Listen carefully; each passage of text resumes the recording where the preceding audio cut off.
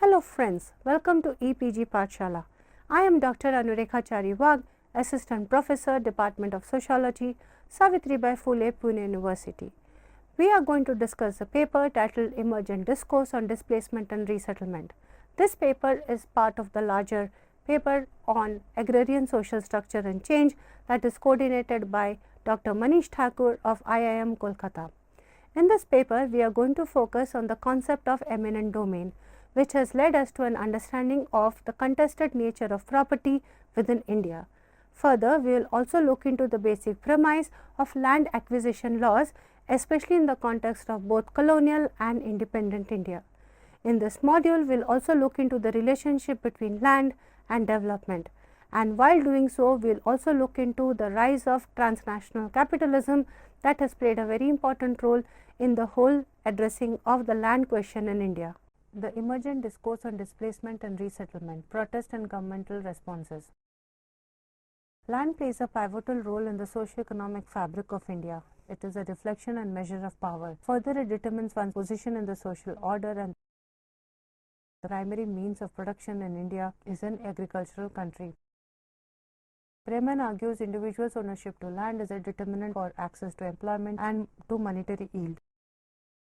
Land is an important source of livelihood as a majority of population is dependent upon land or directly or indirectly for their economic activities. It is a focal point for livelihood not only for landed farmers but also for others like subsistence farmers, landless laborers who work on employers' farms, artisans and cattle rearers.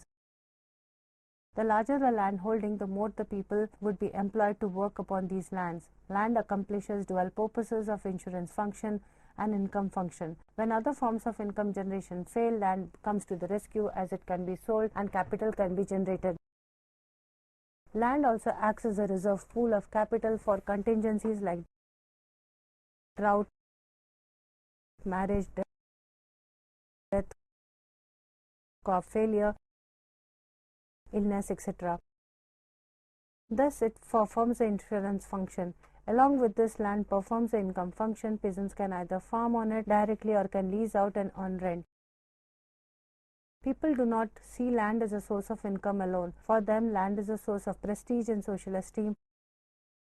Land ownership, besides being a status symbol, is also a resource for emotional connect and identity. Land is also the umbilical cord for cultural existence. In a way, land is not only a source of livelihood but also a way of life. A piece of land, large or small, is shared among siblings, and the collective existence is tied to the land and to each other. Mostly it is land and its landed property that one inherits from forefathers. There is one more aspect that makes land so dear to people. They do not want to part with their ancestral property. As land plays a central role in people's lives and livelihood, dispossession from land is bound to be a contentious issue. Dispossession from land is more than mere economic deprivation. It is disrupting life, lifestyle, relationship, and socio-cultural identity. For generations, people have known not any other way of existing. A considerable proportion of land belonging to farmers and tribals is not their own earning but their inherited property. For a majority of farmers and tribals, land is one of the most important assets and sometimes the only asset that they have. It is undisputed that there exists an emotional bonding between the farmer and the land. But more importantly, land is a source of employment and livelihood to the farmer, and land does not give him a high quality of life, but it helps him to eke out a living and to be somewhat food assured. A farmer does not become jobless as long as he has some access to land. In difficult times, farmers can fall back upon land which constitutes their security. Alienation from land means being thrown into new kinds of unknown uncertainties, and the risk for land is a cumulative representation of socio-cultural economic identity. In this module, we will try to understand the concept of eminent domain, which forms the basic premise of land acquisition laws in colonial as well as democratic India. We would deliberate upon the change in people's perception about this exercise of eminent domain by the state. We will also try to look into the relationship between land and development and how this has historically evolved, the rise of the transnational capitalism and its impact on the acquisition of land, and the attendant problems of displacement and rehabilitation. Eminent domain. Land is one of the most important factors of production. Historically, land has been acquired for developmental and industrial purposes. Colonial rulers have been credited with the development of some of the very basic and modern institutions in our country, the most prominent of being the railways. The British laid down extensive railway networks spanning the length and breadth of India. Rail tracks were not laid in a vacuum or an unoccupied land solely. A huge displacement of people took place, be it establishment of industries or huge mansions and monuments. Displacement and possession of people from the land has always been there. The justification of this displacement and dispossession was premised on the doctrine of an eminent domain. It presumes a priority to the requirements of the state, which by definition is for the general good of the public over the interest of landowners and users. In the Indian context, eminent domain implies the power to take private property for public use by the state, municipality, or private person or corporation authorized to exercise functions of public character following the payment of just compensation to that owner of property. There are two major aspects of eminent domain: the sovereign authority of the state and the discretion to decide what constitutes public purpose. State is sovereign and so has a legitimate right to acquire private property for public purposes. The canon of eminent domain embedded in land acquisition laws assumes sovereign power for public purpose and invests power in the state to acquire private land for public purpose and payment of compensation. The state has sovereign authority to acquire land for any immovable property, but along with that, it is unequivocally imperative that the acquired land be used for public purpose for the good of the community at large. It can be argued that when some public value is created with such acquired land, it will eventually benefit those people who also had to forego their properties.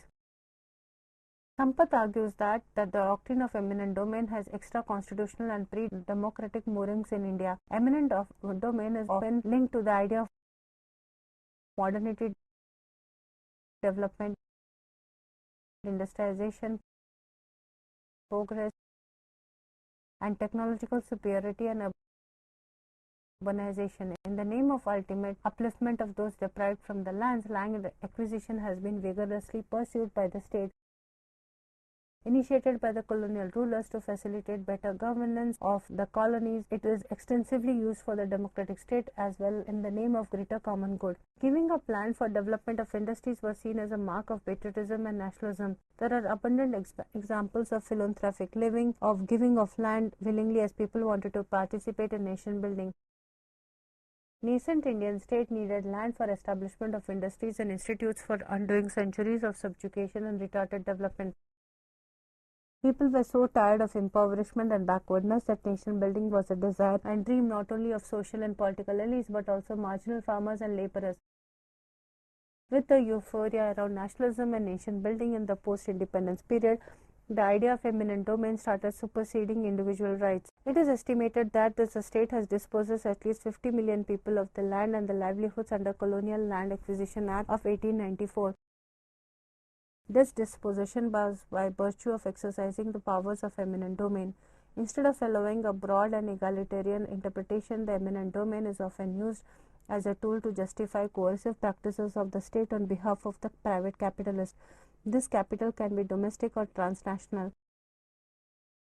Eminent domain is also the basic premise for the redistributive justice on which land reforms were constructed. It involves state intervention to redistribute land among the landless and put a ceiling on landholding capacities. However, land reform soon lost political expedience as they encountered resistance from landed elite with direct electoral implications for political parties. In such a situation, using eminent domain as a base for appropriation of land for non-agricultural uses led to disruption. Under the pretext of economic growth, eminent domain is being used to further the interest of capitalism. It is argued that constitutional status of the doctrine of eminent domain and the unqualified removal of the right to property as a fundamental right without attention to existing social, political and economic inequalities resulted in making Dalits, Adivasis, poor peasants and urban poor most vulnerable to the exercise of eminent domain. The state aligned its plans of development with that of the capitalists and started acquiring, transferring land to the corporations, leading to dispossession and displacement. The state turns out to be adversarial to the interest of the dispossessed people. Land and development. As land has emerged as one of the bigger constraints on development in recent years, there have been a lot of protests against the indiscriminate usurpation of land for development purposes. The case of Nandigram is an apt example. Saling Group was allowed by the West Bengal government to establish a chemical hub in Nandigram. The Saling Group was allowed under the Special Economic Zone policy. However, the local villagers opposed the construction and the brutal clash between the police and the citizens followed. It reported that 40 people died in the incidents. Developing countries in general and India in particular have witnessed a change in the pattern of development. There are three important factors of production: land, labor and capital. Labor has always been abundant in India, land and capital being constraining factors. In recent times, capital has ceased to be a constraining factor due to a number of reasons. The marginal propensity to save has increased in developing countries like India and China. As these countries are heavily populated, an incremental increase in savings lead to considerable escalation in available capital. This is complemented by the inflow of huge foreign capital into developing countries in form of foreign direct investments. More capital is available as international institutions like IMF and World Bank finance projects in developing countries. These favorable conditions for development leave only land as a determining and constraining factor for development. The main issue before the state and the investors is to acquire land in a peaceful manner so that the process of capital accumulation and growth continues. Industrialization necessitates acquisition of land to set up new industries. Industrialization increases growth rate, which means a faster rate of conversion of agricultural land to industrial land. The demand for non-agricultural land is rising consistently along with the growing economy and the transition from an agrarian economy to an industrial economy. Land acquisition is a process by which government acquires land for various economic and infrastructure projects. In certain situations, it can also mean acquisition by a private person authorized to do so by the government. Land acquisition imperils livelihoods of people concerned and hence has to be accompanied by fair compensation. The Right to Fair Compensation and Transparency in Land Acquisition, Rehabilitation and Resettlement Act 2013 has substituted the Land Acquisition Act of 1894 in India. Inadequate compensation, adverse economic impact are the major problems related to land acquisition in India. Land acquisition as a process is undergoing significant transitions: political, economic, social, environment and spatial. Land Acquisition Act has been used in combination of several other acts which are sector or project specific. National Highway Act, Indian Railway Act and state-specific versions of Land Acquisition Act are a few of these. India being predominantly an agrarian society, the contention around land acquisition is not merely limited to the quantum of compensation. Land is a pivot of agrarian structure. Acquisition of agricultural land disrupts this agrarian structure. This disruption is the main reason behind the protest against land acquisition. Land is an emotive issue closely linked to identity and livelihood, and forcible acquisition of land is bound to generate more protest. Pre-independence land acquisition. Colonial administration had massive development projects of road, railways, canals and other infrastructure. These developments were primarily to expand and facilitate colonial rule. However, the advantages spilled over to the Indian society. Various acts like the Bengal Regulation of 1824 were enacted for easy acquisition of land from pre-independence presidencies. Arbitrators were appointed for determining the compensation for such acquisition, which was essentially for public works. Since colonial rule, under all circumstances, the sovereign government had legitimate rights within certain limitations to acquire land. There is no legal provision for contesting acquisition. Objection can only be raised against the amount of compensation paid or the process of payment thereof. The thumb rule for compensation has been the market value. Compensation has to be in accordance with the market value at the time of acquisition. Effective rehabilitation and resettlement of the displaced, the fair, prompt, adequate and effective payment of compensation and other such issues have come to the fore in recent times. International laws and public interest litigations have played a prominent role in bringing about this change in discourse. Moving from province subjective regulations, the Land Acquisition Act of 1894 was a step towards establishing uniformity in acquisition of land across India. It was also a ploy of the colonial powers to legitimize their authority. British Empire was consolidating its rule across India, and the single law helped them immensely in administration. The peculiarity of this act in 1894 lies in the fact that it is legitimized government acquisition of land and other immovable assets for development purposes. It is only after the non-cooperation movement in 1923 that an amendment was made in this Act. After the 1923 amendment, objections could be raised against land acquisition. Indian leaders became the part of the local administration after 1923, and even after considerable deliberation, the Act did not provide that the persons having an interest in specific land had the right to object to such acquisition. The monetary compensation paid to the landowners was in accordance with the market price of the land prevalent at that time. There were discrepancies in the process of deciding the amount of compensation, but nevertheless, a due process of law for acquisition was followed. In the colonial rule, no provision for the rehabilitation and resettlement of the displaced or dispossessed was present. It should be noted here that the land acquisition did not displace only the landed farmers, but several other categories of people who were directly or indirectly dependent on land for livelihood and subsistence. This included the landless farmers, farm laborers, families of the farmers, sharecroppers, artisans, etc. This unrestrained power of acquisition of land by sovereign government continued in the post-independence India as well. Post-independence land acquisition. Ideally, the oppressive laws and policies of the colonial rulers should have been annulled after independence. However, this seldom happened in public administration or in legislature. Post-independence public administration bureaucracy continues to have essential characteristics that it had pre-independence, with minor changes in its structure. Same is true for legislatures.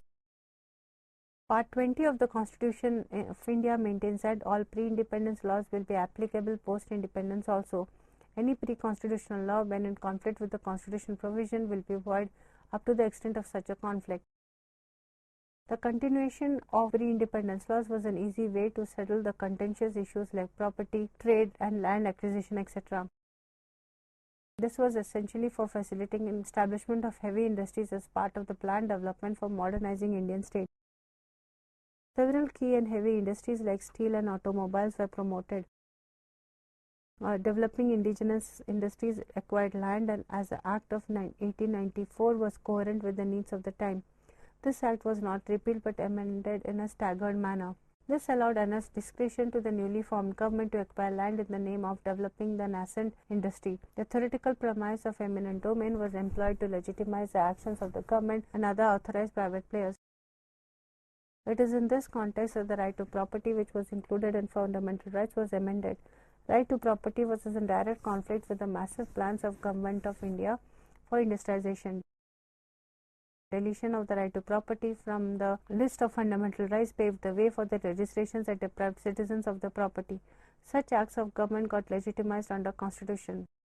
Landmark judgments like Kesavananda Bharati versus State of Kerala were pronounced, which further legitimized state's action as far as expropriation of land was concerned. The definition of public use was interpreted widely by the courts in several other landmark judgments pertaining to land legislation. The judiciary vehemently protected the state interest in several cases filed against the government for acquisition of land.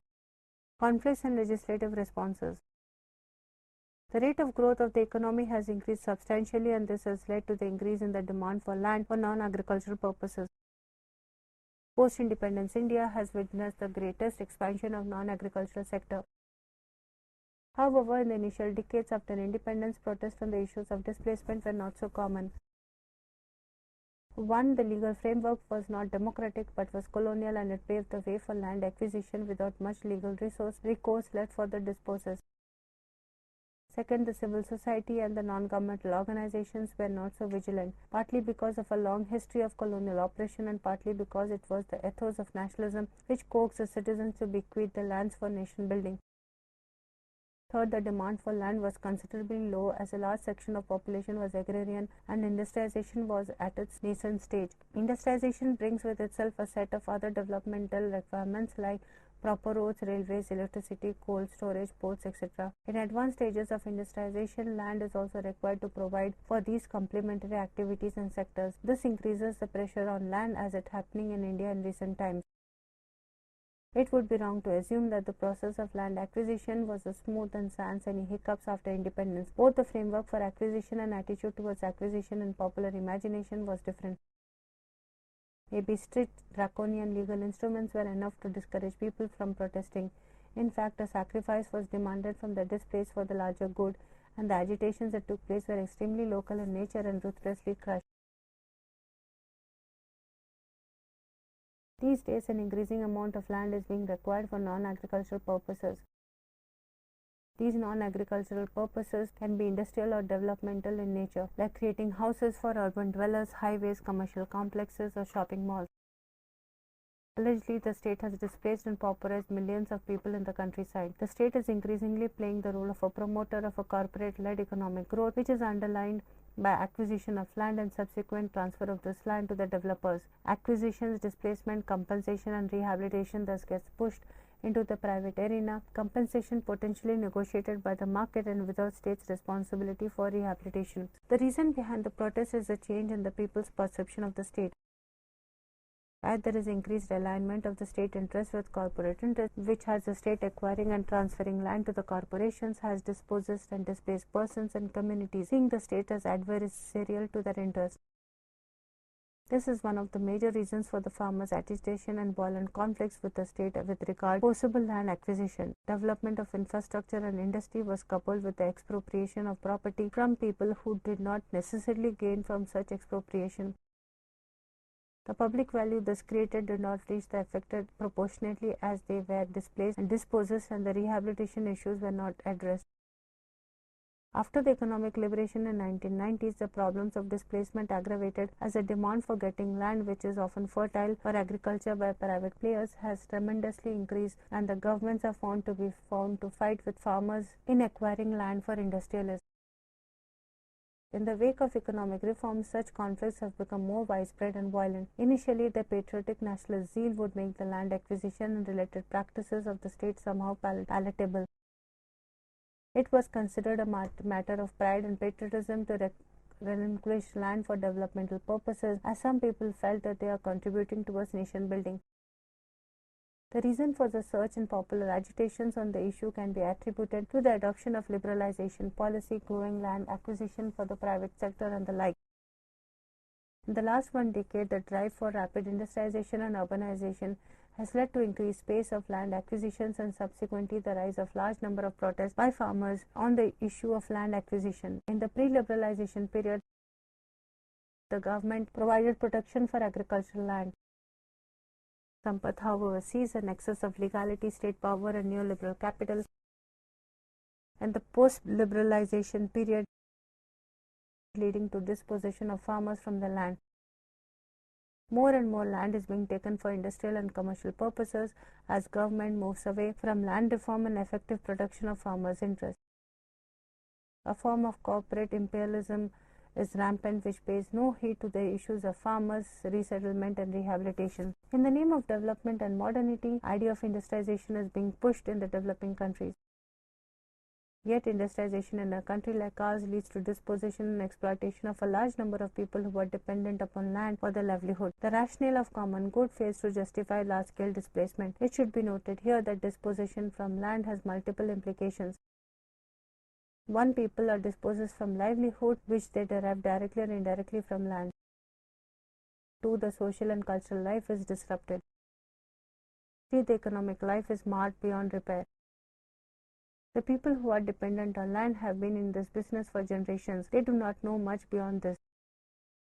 When they are alienated from their land, they turn towards urban informal sectors for employment. Indeed, a large number of industrial labor or the urban footloose labor has rural origins. After years of popular protest and violent agitation, we have a new policy on the issue. The Right to Fair Compensation and Transparency in Land Acquisition, Rehabilitation and Resettlement Act 2013. Despite its limitation, this is a much farmer-friendly than the older legislations on this issue. The legal framework pertaining to the land acquisition can be analyzed from three angles. The soul of the land acquisition law, or in that case, any law that is principle on which it is premised.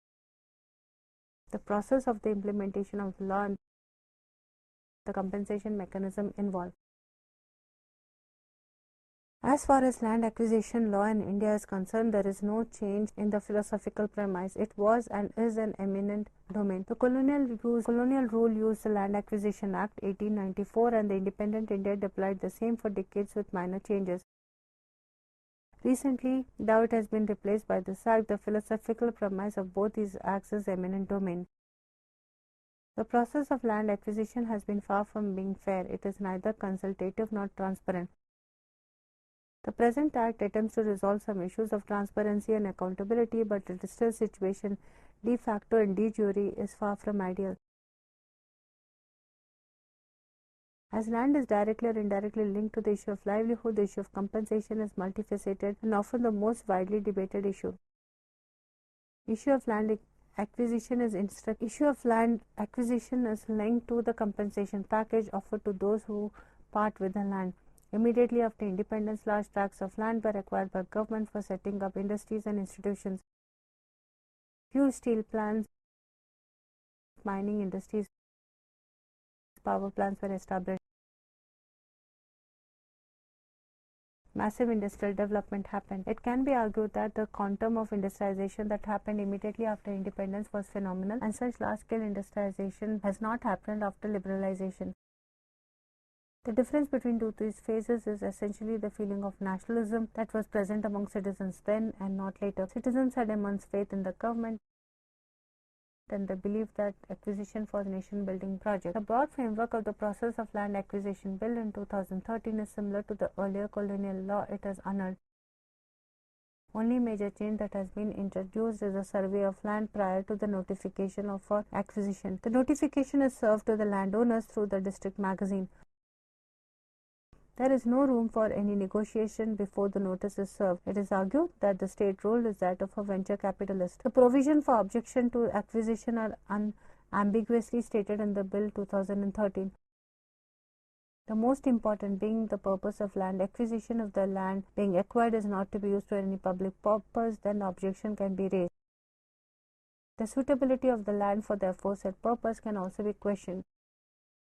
The land acquisition should be proportionate to the requirement of the project, and more than necessary size of land should not be acquired. In case a proposed land acquisition causes displacement of people or affects their livelihood, an alternative piece of land is available that fits this bill, then objection can be raised. National Rehabilitation and Settlement Policy 2007 is an umbrella law which aims at protecting the lives and livelihoods of the displaced. However, it does not address the issue of displacement or dispossession per se. It broadly aims at regulating large-scale displacement of people for industrial and commercial purposes. It lays down certain guidelines for land acquisition, such as projects should be set up on non-agricultural lands, wasteland and arid lands as far as possible. The amount of land acquired should commensurate the project requirement. If there are some alternative piece of land available, then acquisition of agricultural land or land with habitation should be avoided. If it is imperative to acquire agricultural land in specific area, then a single crop land should be preferred over multi-crop land. Grazing ground should be preferred over single crop land, and so on. Acquisition of irrigated land should be kept to minimum. In short, this policy urges that land acquisition to be a well thought out process. Pieces of land should not be usurped randomly. The consequences of land acquisition on lives and livelihood of people, as well as its environmental impact and broader socio-cultural impact, should be borne in mind. Be it railways or the huge army cantonments during colonial rule, or the power plants or mines after independence, multifarious projects displace farmers and peasants from the land. We should realize that a number of massive industries and institutions have been established on fertile lands after independence. Majority of protests against land acquisition are for the basic reason that enough compensation is not paid to the dispossessed people who depend on land for their livelihood. If the fair compensation mechanisms are in place, a considerable proportion of protests can be handled and mitigated. More often than not, subjective and suboptimal methods are galore as far as compensation is concerned. Alternative livelihood should be provided as part of the compensation in combination with monetary compensation. This has been done by few enterprises but not all. It is not necessary that giving jobs in emergent industries is the only way of securing livelihood for the displaced. Alternate tracts of lands can also be allocated. However, it should not be the case that arid land is given in lieu of fertile land. Alternative land allocation should be done treating community as a unit of collective existence. The major use of agricultural land is for development purposes, as building of shopping malls, residential complexes, highways, petrol pumps. This does not automatically constitute public purpose. The rationale of public purpose is that along with others it eventually benefits the ones who have been dispossessed. However, such acquisitions for building urban housing or multiplexes disproportionately benefit some sections of society. The benefits do not percolate to the marginalized and pauperized to the extent that they reach the capitalists and real estate developers. This is the main reason behind protest against acquisition of land. If this continues unabated, then many more protests will rise. Eminent domain cannot supersede the right of the people to determine their own future and development. Instead of being more vigilant in safeguarding the rights of the general populace, if the state further removes itself from the realm of accountability to the people, it notionally represents an electoral democratic system. More and more protests are around the corner. An example of this is a protest in Singur, Hooghly district in West Bengal. Tata Motors proposed to build Tata Nano plant in Singur. The plant was constructed, but the government faced opposition and its use of eminent domain was highly contested by the general public and opposition alike. Eventually, the project never took off and the acquired land is under litigation, and recently the court decided to ask the government to give back the land. Students, in concluding this module, we have looked into how there is an impact of land acquisition on the rural social structure. Further, we have also looked into the problems of displacement and rehabilitation as a result of land acquisition by the government for various development processes. We have also looked into the issues of protest which has come out from people in order to question the policies of land acquisition by the government of India. And we have also looked into the contested nature of compensation, which many of the people feel it is inadequate with regard to the kind of land that the government takes away in the name of development. At the end, we have also looked into the challenges in terms of implementation of laws, especially in terms of implementation of rehabilitation policies of the displaced people. Thank you.